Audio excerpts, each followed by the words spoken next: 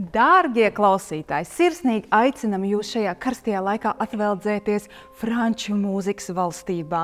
13. jūnijā pulkstens 20:00 šajā stilīgajā spīķeru koncertzālē.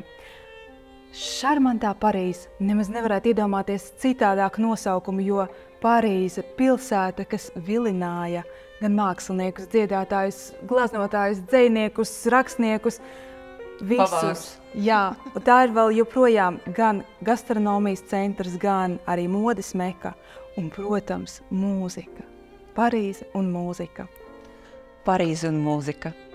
Claude Debussy, impresionisma lielmeistars. Guru, tā arī varētu teikt.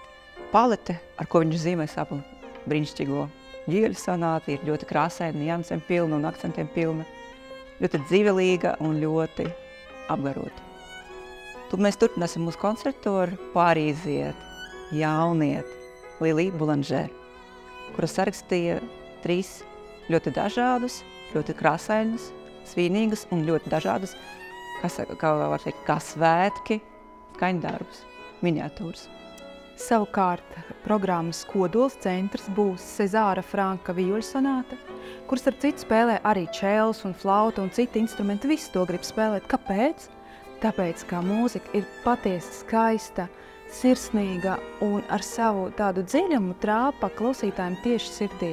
Un vēl interesants fakts, ka šo sonāti Cezārs Franks uzdāvināja savam draugam violniekam Eiženam Izejī kāzu dienā. Un pēdējais, iepazīstot šo mūziku, teica, šo mūziku uzzinās visa pasaule. Un tā arī notika. Mīļie klausītāji, sirsnīgi aicinām jūs izbaudīt un atrast savu šarmanto Parīzi. Tiekamies drīz!